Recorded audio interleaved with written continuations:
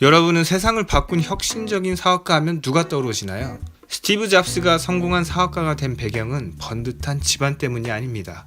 잡스는 출생과 함께 버림받아 입양되고 양부모는 성실히 일한 대가로 생계를 이어가는 평범한 분들이었습니다.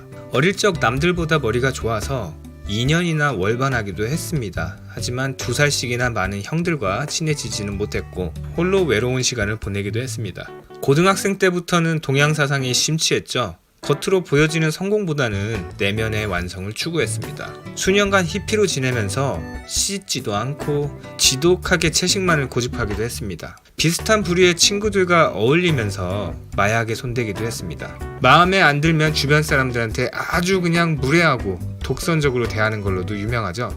지금 시대였으면 아마 땅콩회항 사건처럼 뉴스에서 나올 만한 모습일지도 모르겠습니다. 잡스의 전반기 삶을 보면 일상에 어울리지 못하면서 탈선하는 괴팍한 천재처럼 보이는데요. 스티브 잡스가 여기에서 머무르지 않고 세상을 바꿀 만큼 혁신적인 제품을 만들어내는 지도자가 될 수 있었던 비결은 무엇일까요? 과연 잡스의 성공은 그가 엄청난 천재였기 때문에 가능한 것이었을까요?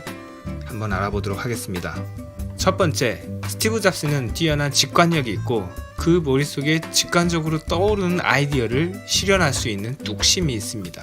잡스의 직관력과 집중력은 그가 심취해 있던 동양 종교, 특히 선불교에서 많은 영향을 받았다고 합니다. 사물을 바라보는 시선은 철저하게 단순한 아름다움과 끝을 보는 집중력으로 이어졌습니다. 그래서 그런지 잡스가 만들어낸 컴퓨터나 아이팟 그리고 아이폰까지 제품의 기능과 디자인을 보면 정말 군더더기 없는 그런 모습이죠. 잡스는 머릿속에 떠오른 이미지를 구현하기 위해서라면 정말 앞뒤 가리지 않고 적극적으로 나섭니다. 공학기술, 경영스킬, 디자인, 마케팅 등의 본인의 능력을 넘어서는 문제가 생기면 좀 더 배우거나 적임자를 차려다닙니다. 그냥 나 여기서 안 돼 라고 생각하고 포기하지 않는다는 거죠. 그래서 기필코 그 머릿속 이미지를 현실 속의 제품으로 만들어냅니다. 두 번째, 자유로운 사고방식. 애플사의 제품들을 보면 정말 창의적이고 혁신적이라고 말할 수 있죠. 개인용 컴퓨터라는 개념이 없던 시절에 애플 1으로 시작해서 지금의 맥까지 혁신적인 디자인의 아이팟에서 네트워크와 결합된 지금의 아이폰을 만들면서 스마트폰이라는 새로운 시장을 만들어내기도 했죠. 이런 혁신과 창조적인 제품을 만든 사람은 어떤 사람일까요? 정해진 시간에 규정된 업무 가이드라인에 맞춰 성실하게 일하는 그런 사람일까요? 아니면 어떤 규칙과는 상관없이 자유롭게 생각하고 일하는 사람일까요? 잡스의 삶에서는 보통 사람의 규칙을 찾기는 어렵습니다. 자신의 능력을 학력, 자격증, 출신 배경 등으로 제한하지 않았습니다. 전자공학 분야에 어릴 적부터 양아버지의 영향으로 관심이 많았습니다. 자연스럽게 전자기기를 만지는 걸 좋아했고 문득문득 떠오르는 생각을 무시하지 않았습니다. 그 아이디어는 어릴 적 친구들과 놀면서 장난치는 듯 사용됐지만 결국 세계적인 제품들로 세상을 바꿔놨죠. 세 번째, 장인정신. 사람은 누구나 인내심의 한계가 있죠.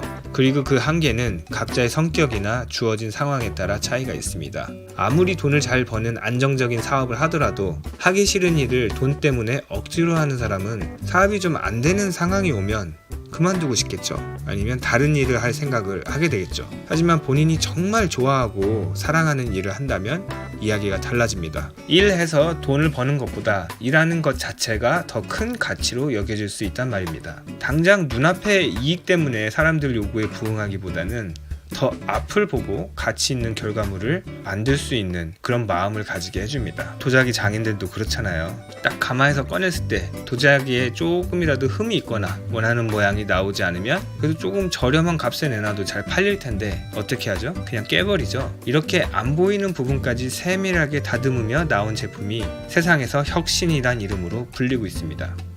어떠신가요? 잡스는 그냥 넘사벽 천재였기 때문에 성공한 걸까요? 그의 제품에 대한 통찰력과 집념은 과히 천재적이라고 말할 수 있습니다. 하지만 기술적인 부분을 비롯해서 모든 실무에서는 당연히 잡스보다 실력이 월등한 사람들이 훨씬 많죠.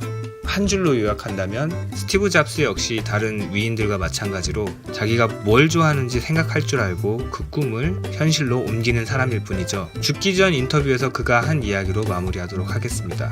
나는 헨리 포드가 이렇게 말한 걸로 기억한다.